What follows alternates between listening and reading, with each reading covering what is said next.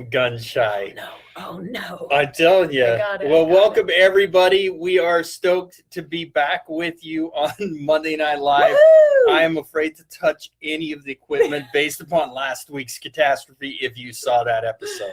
So thank you for being patient with us. And again, thank you for those of you that shared that video, even though it was a catastrophe. The best part is when people or technology makes mistakes, it just reminds us that we're not perfect. And we're going to be around on this rock a little longer. We're not alone, right? Right?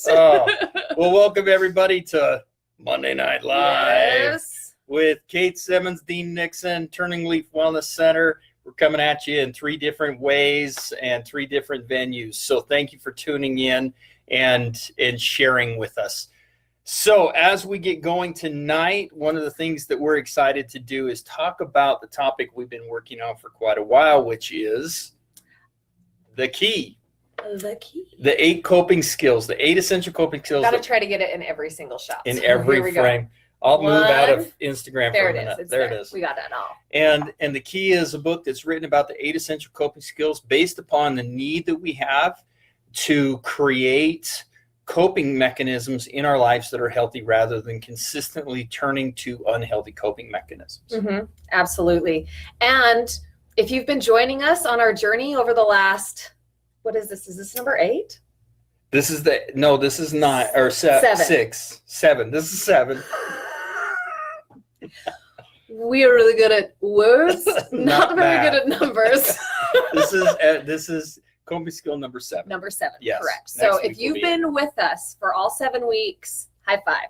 High five. That is a high five. There you go. If you've missed any of them, please go back into our archives and find them and get caught up. Yes. Because they're all super, like each of them has a different something to offer you at different points in your life and different things that you're going through, right? Like sometimes you can just grab on that focus and use that as your coping skill. And sometimes maybe you want to use, what's the always up one? That is movement. Movement. Yes. No. That's not movement. That is faith and hope. Faith and hope, right? So, and then, they all kind of go together, just like we talked a little about last week. Like they really do pair nicely as well. So you don't only have to cling to one. You can use a few different coping skills. Yes. So go back, check them out. They're great. I mean, if we're going to say it out loud, we really like them. So, but tonight, moving right along into our 7th coping skill, Isaac has just left Wyoming. Right. Where's he headed, Dane? He's headed to San Diego area, and he's headed to learn about the coping skill, meditation and prayer. Mm-hmm. So as we were kind of looking through this chapter, it's pretty fun because I'll just do the spoilers. This is one of Dean's favorites, right? And he's thumbing through the pages. We're figuring out what we're going to read to you guys. And he's like, oh, remember that picture I sent you of that koi pond? So it's really fun for me anyway. And I hope it's been fun for you guys, especially all of those that have got to know Dean either through seminar or through life coaching and things like that, to be able to kind of get those little personal snippets of where things come from, where he's learned the different things that he's learned. Yeah. So this one's really fun. And I love, when I read this chapter, who doesn't love some San Diego? Yeah. San Diego's my jam. That's my favorite, one of my favorite places. Besides St. George, I love St. George. Mm-hmm. And San Diego is a really close second for me. And I love the beach, and I love the energy there, and drawing on that, I wanted to draw on that piece. And so Isaac goes to San Diego, and he meets up with a gentleman named Gage, who is a surf instructor and kind of somewhat of a beachcomber. Really cool guy. This was a fun chapter for me to write, in the sense that a lot of these sections came from my co-author, Lee. Lee Kelly, one of the great ones out there, and Lee had a lot of the pieces as he and I were just kind of jamming on what we wanted to put into it. Lee really had a really great vision. And so I was like, here's just some pieces that I want to have in it, and the rest I'm going to hand to you. And he just did an amazing job. Other than just some key pieces, this was really his chapter, and it was awesome. Yeah. Thanks, Lee. Yes. Thank you. Big shout out to Lee. But there were some key pieces in this that are important, as well as all the dialogue. The thing that we have to remember about meditation and prayer is, especially meditation, prayer is a part of meditation, and we don't necessarily connect the dots because we're always connecting prayer to religion. But prayer is not just a religious-based experience. Prayer is also a form of meditation or a way to tap in. And so in prior videos that we've talked about the different states of consciousness that we can get into. I like to just explain them as alpha, beta, and delta. And alpha is the stage that you're in currently. Alpha is the one that you're sitting there, you're listening to us talk, and as you're listening, you've got this other dialogue that you're commenting on all the little things, maybe in the background or the foreground or what's going on around you, et cetera, et cetera. And so that's going to be beta, and that's where that beta is commenting on the alpha. And maybe I goofed that up for a minute. I apologize. No, you didn't. Okay. I was just catching up. So the alpha is the conscious. This the beta is the conscious. Is the sub. Yep. You're seeing, you're perceiving. The beta is the one that's going, oh yeah, I've thought that before. I felt that. Then we get into delta. Delta is the one that we normally go into when we fall asleep. And that's where a lot of the programming of who we are comes in. And so this is where meditation takes us. Meditation really takes us to beta and delta, and it allows us to reprogram, rewire the way we think, the way we're processing. And so this chapter on meditation and prayer is really one of the most important parts, because this is where we take all the other coping skills and we put them into really proactively creating a vision of how we want life to be. And so in this chapter is where Gage is trying to teach poor Isaac how to get out of his head and into the state of meditation. And which poor is Katie. So cool. Kate. So there's a lot of different forms of meditation, and we get caught up in this meditation has to be sitting in lotus position, doing some type of Om or something, which is a great form. But there's other forms of meditation that we can lean into as well. Prayer is also one of those. The reason why prayer is so important for us is because it does help us to tap into our spirituality.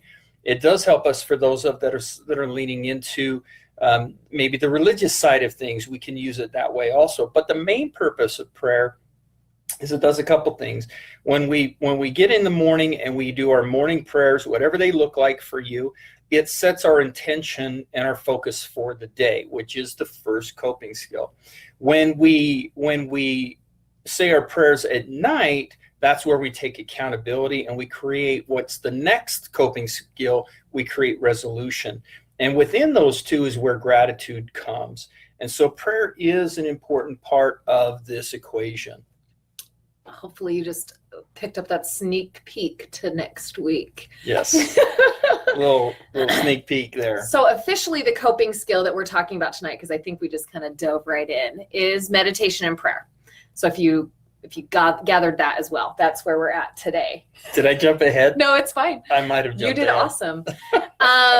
So the piece that I want to share with you guys in the book, first off, is I think a place that if you've never really tried to practice meditation or haven't, maybe even if you have and you're like me and maybe a little bit struggle, like quieting, like when you were talking about the alpha, the beta, and the delta waves, right? And you said that beta can be also the beta delta is where meditation happens. In my head, I'm like, beta is what screws up my meditation. It's what doesn't stop.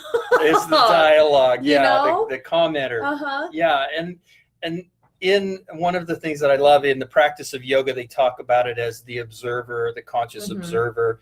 And it really is. It's the beta is that person, that dialogue that really creates and comments on everything that's being said or everything that's being done, and it's that inner dialogue. And that's what we want to be working on, is because a lot of our inner dialogue is so critical and it's so negative and it's so pre-programmed. So if I'm on Instagram and I'm scrolling through Instagram, I'm literally in a state of beta and delta, or in a state of beta mainly. And that's where I'm the most influenced. And so as I'm scrolling through Instagram, Facebook, any of those feeds, watching TV, any of those, I'm in that state of like, ooh, you know, like I'm just in that beta, and sometimes even to a delta, depending upon the show. And some people are a little bit more suggestible than others. And so as we get into those two places, we are literally being programmed. So as I'm watching that, I'm scrolling, I'm like, oh, I don't have that body. Oh, I don't have that lifestyle. Oh, they're always so happy. Oh, I'm programming myself. So then when I'm going through the days, that's what's coming at me. And I'm like, why am I so bummed? Why am I so depressed? That's why we have to start to become conscious, and we start to direct that through meditation rather than allowing the programming of the glass window, as we call it, to become the programmer. And that's really where we're falling down right now. Oh, that was cool. The programming to become the programmer. And that's what's happening, is we're allowing the glass window to become the programmer of our lives right now. And it started, I mean, like I said, you know, we talked about this, I think, last week, where we have these young children that very early on, they get the glass window placed in front of them. They learn the dependency upon it very early, and that dependency starts to really affect them. So it's like, oh, I don't want you to cry in the store. Oh, I don't want you to be bored in the car. They never learn to self-soothe. So now they have this relationship with the glass window, as we call, and those of you wondering, the glass window is this what you're looking at me at, and Kate at. It's your television screen, it's your computer screen, it's your telephone screen. And that glass window is what we stare out, but we're being programmed by it. And we've got to start recognizing how much of an influence it has. Right. It's such a powerful source for information and knowledge and growth and learning. In a healthy way. In a healthy way. But at the same time, it's that double-edged sword, right? Like we've got to be able to take our power back and be able to filter out everything that is not great for us. Right. And that's going to be different for all of us. Choose your programming. Yeah. I love it. That's the reality. You have the programming. We choose our programming every day. It's crazy. We really do. It's like, am I going to be programmed by social media, television, or am I going to be programmed by, you know, other things? That's where meditation and prayer comes in. Meditation and prayer allows you to choose the programming. I love it. So jumping back to the book. So Isaac's in San Diego. He's hanging out with Gage, super cool surfer dude, helping sell t-shirts and stuff at his shop. Yes. And trying to learn how to surf. Yes. Not easy. Not easy. And so there's this kind of like really cool parallelism in the chapter. You should go read it, between Isaac and his ability to get up and stay up on the surfboard, and his ability to be still with himself and quiet his mind. Yeah. So if you'll jump with me, if you've got the book. Kate loves reading from it. So I do. This is awesome. It's my little attempt at like Oprah's book club. I'm not going to lie. So if you'll jump with me to page 87, if you have the book, if not, just jump on Amazon and get your own copy. It's so good. Get it for you and your family and everyone. I mean, it's only June, but there is Christmas in July. Yes, there can be. I've heard about that. So here we are in 87. We find Isaac. Not in 1987. Right. Page 87. We meet up with Isaac, and he is in a meditation garden. Okay. So he's been left there to try to learn how to quiet. And this is the piece that I was saying that I think a lot of you may, like me, really identify with. So he closed his eyes and took a deep breath, and then another. Immediately, his mind started imagining what he needed to do later, and then he began wondering how long he would be here, and a host of other thoughts raced to the surface. And for me, Dean, when I was first kind of learning how to meditate, and it's still like really brand new in my personal development journey, I'm really a super beginner. So if you shout out to all my beginners out there, right? Like, we all have to start somewhere. Yeah, you got to start somewhere. Yeah. So I actually did some meditation this morning. Super proud of me. Yeah, super proud of me. But this is exactly what happens for me right now. A lot is the starting with my breath, and then my to-do list runs into my head, and then I like focus back in on my breath, and then my cat will wander across my lap, and I'll hear my roommate's baby, and then I'll get distracted by those, like it's that constantly pulling it back. So I really like in the text how Isaac really obviously struggles with that as well. Right.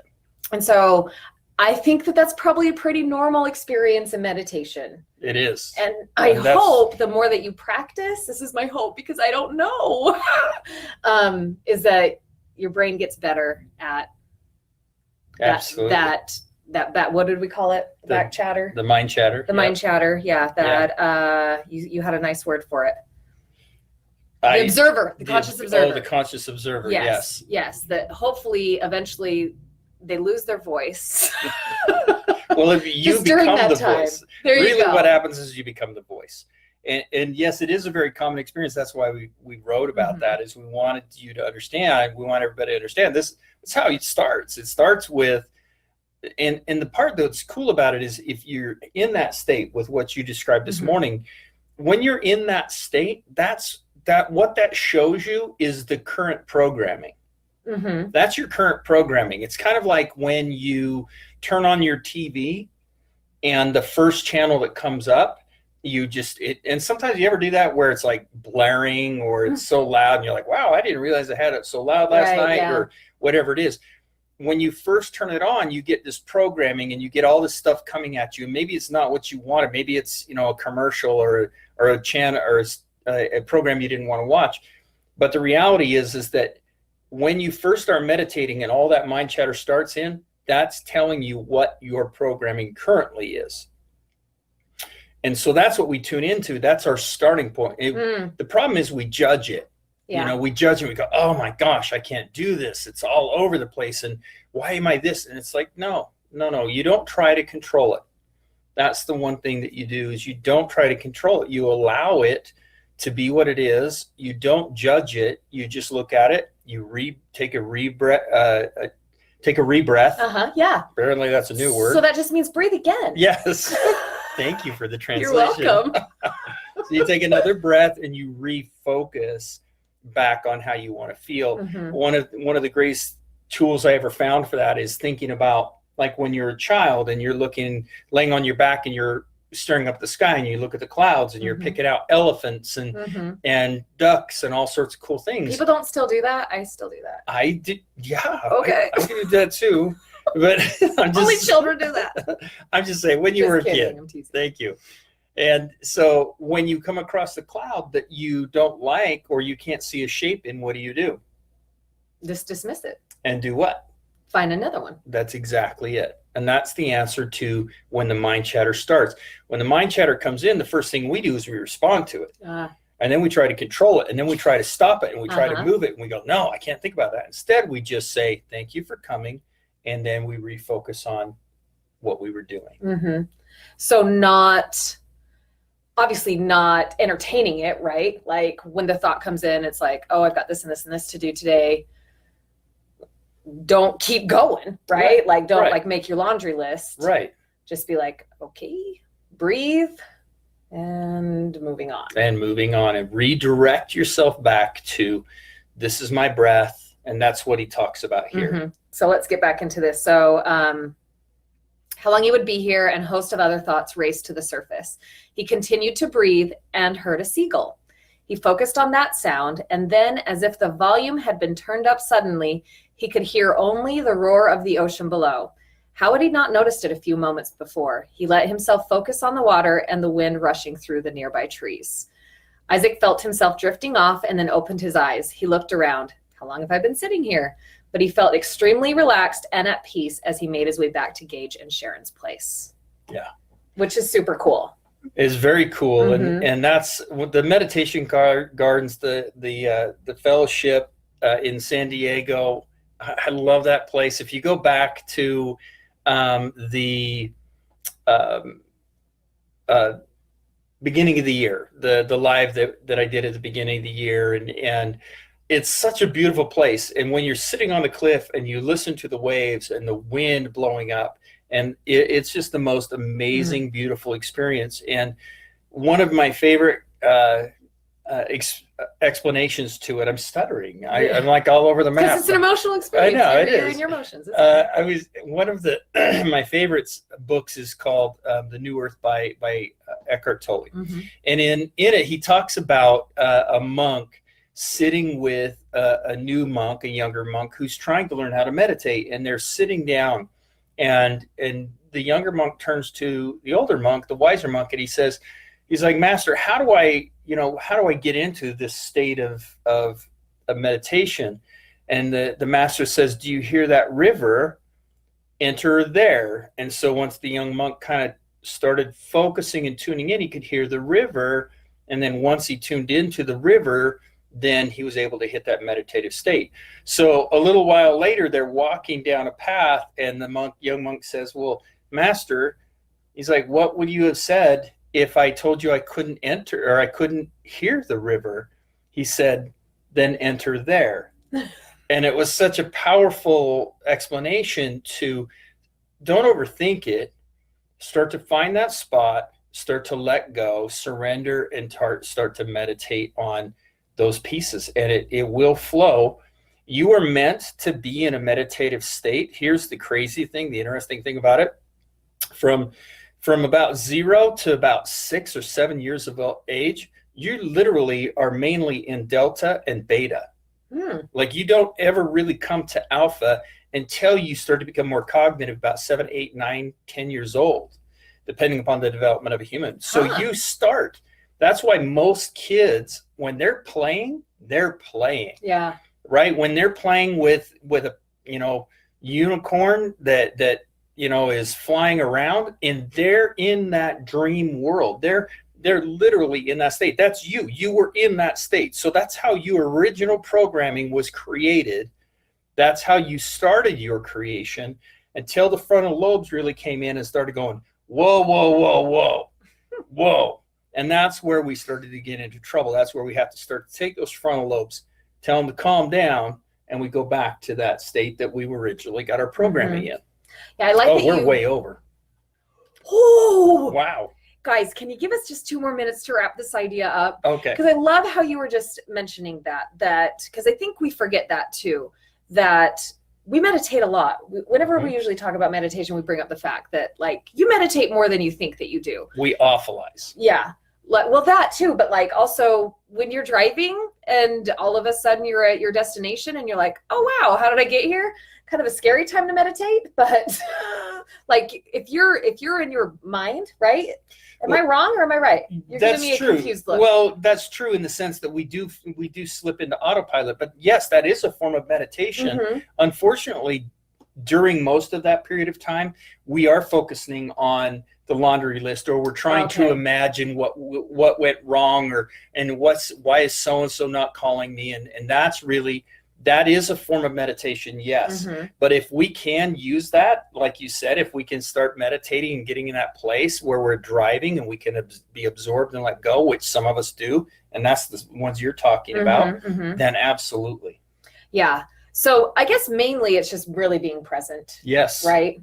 Is what it really boils down to with meditation. We were going to spend some time, so maybe we're going to have to revisit this one again. Yes. But I do, another piece I wanted to bring out is I love that what helped Isaac begin to start to learn how to meditate is the sounds around him, like you were talking about with the monk story, right? Like listen to the river. So I know for me, that's kind of where I'm at right now. Like I will play Zen type ocean, sounds and Tibetan bowls and stuff just to kind of help me. Anything without words in it. Yes. Does it? Yeah. If it doesn't have like lyrics, I guess is the best way to say it. Because sometimes I think that like, right? Like that can help. Like I just listen to that sometimes. Yeah, like the Gregorian chant, or is that what it's called? I don't know what it's called. But anyway, I did want to point out one more thing too. Gosh, I hate that we ran out of time so fast. These are called mala beads, and this is actually Dean's. Yes, they're actually my set here on the cover. Yep. And this is another cool tool that you can use to help you in your meditation practice. So yes. Do you have time to tell them how to use it? We probably don't, but we can two-part this. We'll do it next Monday. Okay. meditation and prayer coming back at you next week. Well, thanks for tuning in. I know that was cool. Holy crap. So like and share our videos. Thank you for those that do that. Thank you for commenting. Thank you for engaging with us. Hope you all have a wonderful weekend, and we'll see you next week on Monday Night Live. Bye. Bye.